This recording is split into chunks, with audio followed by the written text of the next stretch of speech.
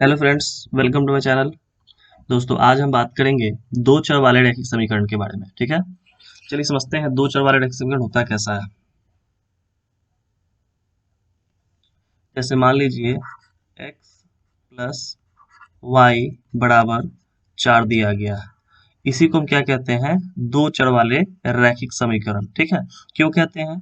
क्योंकि यहाँ पर चर जो है दो बार है ना, एक बार x है और एक बार y है। और जो भी अंक जो है या फिर संख्या जो है, अगर एक्स वाई जेड के रूप में दिया रहता है तो उसको हम चर कहते हैं। और यहाँ भी कितना है? वाई है, इसीलिए यहाँ भी क्या हो जाएगा? चर हो जाएगा। तो चर की संख्या कितनी हो गई? दो हो गई, इसीलिए इसको क्या कहते हैं? दो चर वाले रैखिक समीकरण। और समीकरण के बराबर में हमेशा कुछ ना कुछ मान होना चाहिए, इसीलिए इसका नाम समीकरण होगा, जैसा कि आपको पता है। अब हमको बताना है कि x का मान यहाँ पर हम क्या रखें, इस जगह पर हम क्या रखें कि y को संतुष्ट करके 4 आ जाए। ठीक है, जैसे मान लेते हैं कि x का मान अगर हम 2 रखते हैं तो y का मान क्या रखेंगे कि यहाँ पर 4 आ जाएगा। तो जाहिर सी बात है 2 रखना पड़ेगा। क्या और भी इसका वेरिएशन हो सकता है? तो बिल्कुल हो सकता है। अगर हम x का मान 1 रखेंगे तो y का मान 3 रखना पड़ेगा, तब ये 4 आएगा। और वेरिएशन तो हो सकता है, 0 अगर रखेंगे तो यहाँ पर 4 रखना पड़ेगा, तो यहाँ पर रिजल्ट 4 आ जाएगा। एक बार हो सकता है कि हम 4 रखेंगे तो यहाँ पर 0 रखना पड़ेगा, तो भी 4 हो सकता है। क्या ये माइनस में मान रखा जा सकता है? तो हाँ, बिल्कुल रखा जा सकता है। -1 में क्या जोड़ें कि 4 आ जाए? तो 5 जोड़ देंगे तो क्या आ जाएगा? 4 आ जाएगा। -2 के साथ भी ऐसा हो सकता है, तो बिल्कुल हो सकता है। यहाँ पर कितना रखना पड़ेगा? 6, तो कितना आ जाएगा? 4 आ जाएगा। इस प्रकार हम देख रहे हैं कि कितने वेरिएशंस है इसके आंसर के। ठीक है, इसलिए यह जब भी दिया जाता है दो चर वाले रैखिक समीकरण, तो समीकरण एक ही नहीं, कम से कम दो समीकरण दिए जाते हैं, ताकि आप एक्स और वाई का मान सही ढंग से निकाल सकें। जैसे देखिए, एक्स प्लस वाई बराबर हम 4 ले लिए, और दूसरा समीकरण लेते हैं एक्स माइनस वाई बराबर 4। अब यहाँ देखिएगा कि x का मान कोई एक ही संभव होगा और y का मान भी कोई एक ही संभव होगा। कैसे होगा? जरा ध्यान दीजिए, दिमाग लगाइए यहाँ पर कि यदि x का मान हम रखते हैं 3, ठीक है, और प्लस जैसे ही 3 रखेंगे तो y का मान हमको 1 रखना पड़ेगा, क्योंकि हमको लाना क्या है? बराबर के बाद 4 लाना है। और यहाँ पर x का मान जब यहाँ 3 रख दिए हैं तो यहाँ भी आंसर क्या रखना होगा? 3 ही रखना होगा।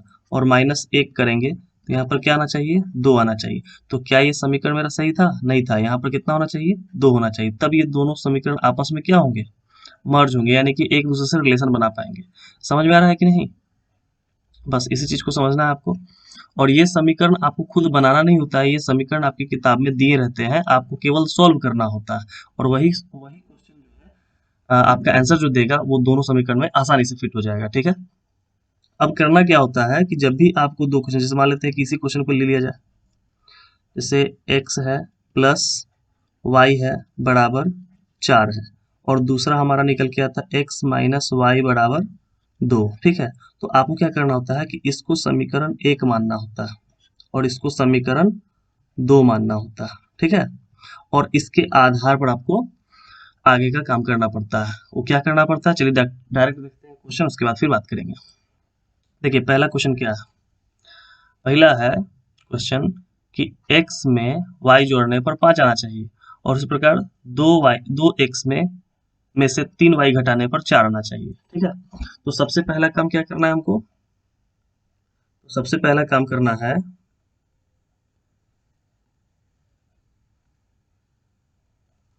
कि इसको मान लेना है समीकरण 1 और इसको मान लेना है समीकरण 2।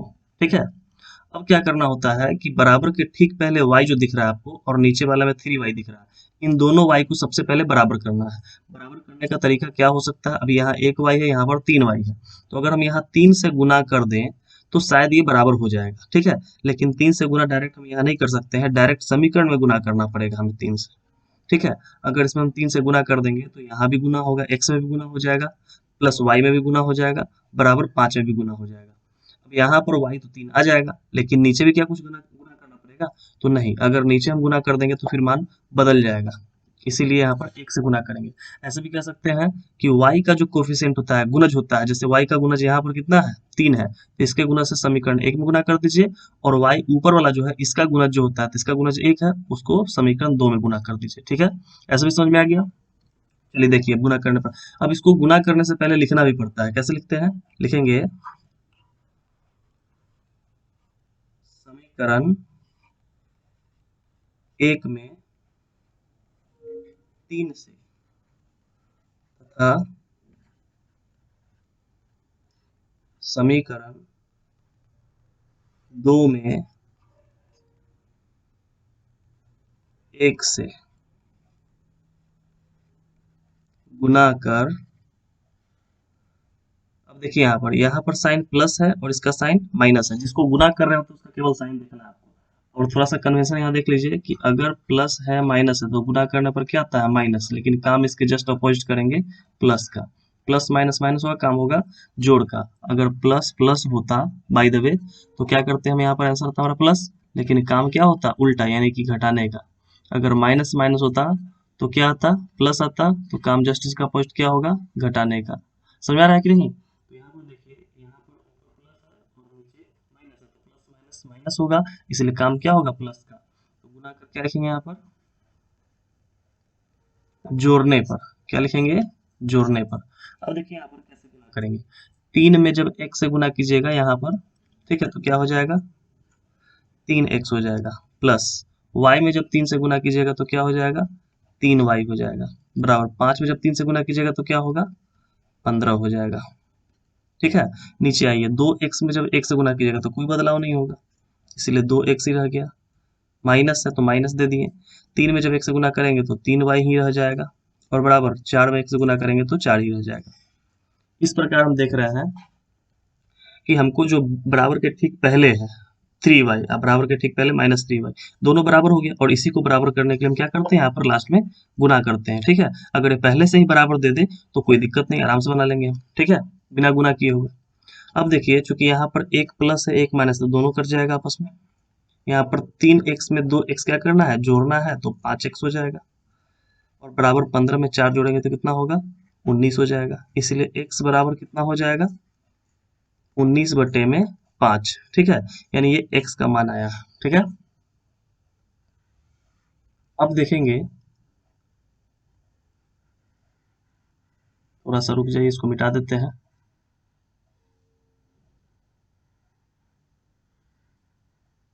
ठीक है, अब समीकरण 1 जो है या फिर समीकरण 2 में से किसी एक में x का मान रखने पर y का मान निकल जाएगा। ठीक है, जैसे देखिए लिखते हैं यहाँ पर,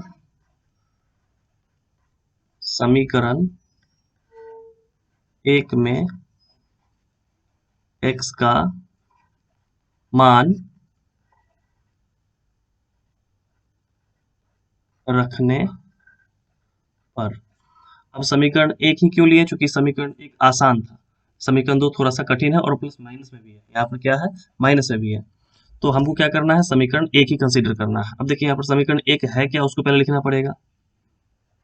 समीकरण 1 है x प्लस वाई बराबर 5। अब x का मान कितना है, तो भी जस्ट है 19/5, तो यहाँ पर लिख देंगे 19/5। ठीक है, अब देखिए यहाँ पर प्लस वाई का प्लस वाई हो गया, बराबर 5 का 5 हो गया। अब सीधे आपको y का मान निकालना है, इसलिए y हो जाएगा 5। 19/5 है इधर प्लस में, इधर प्लस में है साइन इसका, जब बराबर को उधर जाएगा तो क्या हो जाएगा माइनस में 19/5। 5 के बटा में कुछ नहीं तो 1 डाल देंगे, y बराबर क्या होगा 5 1 का लघुत्तम 5 हो जाएगा। अब 1 से 5 कटेगा 5 बार में, 5 से 5 गुना होगा 25, यहाँ भी इनका घटाव हो रहा है और कुछ नहीं, यहाँ पर 19 ही रह जाएगा। इसीलिए y का मान जो है क्या आएगा, 25 में से 19 गया 6/5, तो ये आपका हो गया y का मान। इसीलिए लास्ट में लिखेंगे x बराबर 19/5, y बराबर 6/5। कहीं कहीं आपका आंसर जो है ये पूर्णांक में भी दे सकता है, तो कोई दिक्कत नहीं, आपका आंसर सही होगा। ये हो गया आपका क्या चीज, आंसर हो गया। ठीक है, चलिए नेक्स्ट क्वेश्चन देखते हैं। अगला प्रश्न है यहाँ पर x प्लस 7y बराबर 27 और x प्लस 5y बराबर 21। तो सबसे पहले क्या काम करना है कि इसको समीकरण 1 मान लेना है, और इसको समीकरण 2 मान लेना है। ठीक है, अब चूंकि यहाँ पर y का गुणज 7 है तो समीकरण 2 में 7 से गुणज कर देंगे, y का गुणज यहाँ पर 5 है तो समीकरण 1 में 5 से गुना कर देंगे। अब आगे क्या करना है, लिखना है इसी बात को। क्या लिखेंगे, समीकरण 1 में 5 से तथा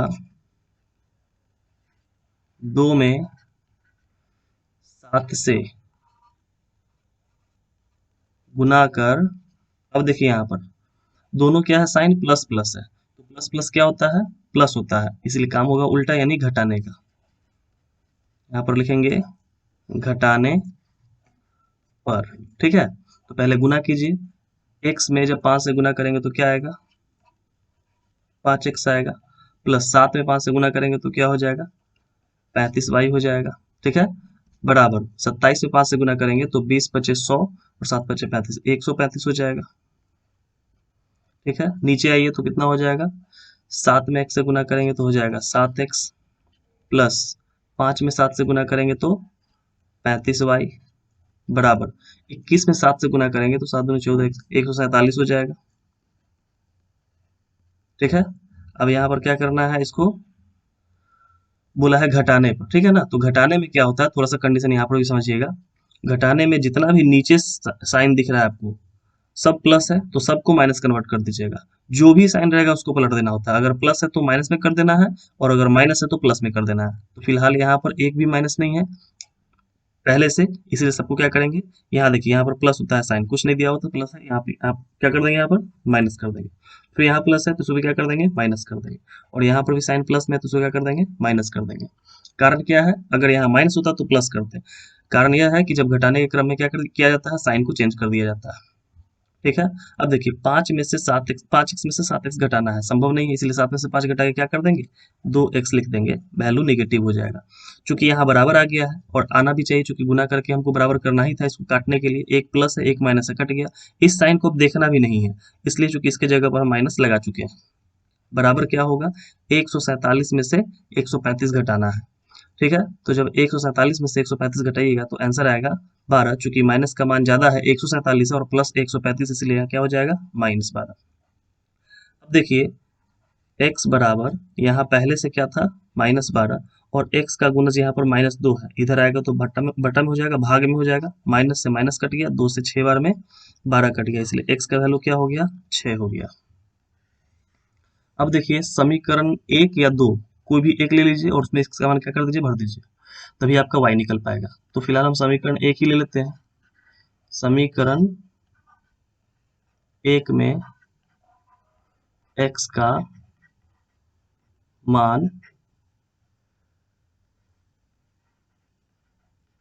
रखने पर, ये सारी बातें आपको लिखनी पड़ेंगी, आपको लिखना ही है ये सब। ठीक है, देखिए यहाँ पर क्या है, x प्लस 7y बराबर 27। अब x का मान क्या आया है, 6 आया है, प्लस 7y बराबर 27। अब बताइए 7y बराबर क्या हो जाएगा, 27। 6 इधर प्लस में उधर जाएगा तो क्या होगा, माइनस में, इसीलिए y बराबर क्या होगा, 27 में से 6 गया 21 और गुना में 7 था, इधर आएगा तो भगा में जाएगा, 27 से कट जाएगा, 7 से कट जाएगा किस, 23, 3 बार में, इसीलिए y का मान कितना आ गया, 3। इसीलिए लास्ट में लिख सकते हैं कि x का मान कितना आ गया, 6, और y का मान कितना आ गया, 3। ये यहाँ पर क्या हो गया, आंसर। मतलब x का मान अगर यहाँ 3 रखा जाए और x का मान 6 रखा जाए, y का मान 3 रखा जाए तो ये 27 रिजल्ट देगा ऊपर, और नीचे वाले समीकरण में 21 देगा। उम्मीद करते हैं दोस्तों आपको समझ में आया होगा। नेक्स्ट वीडियो मिलते हैं, तब तक के गुड बाय।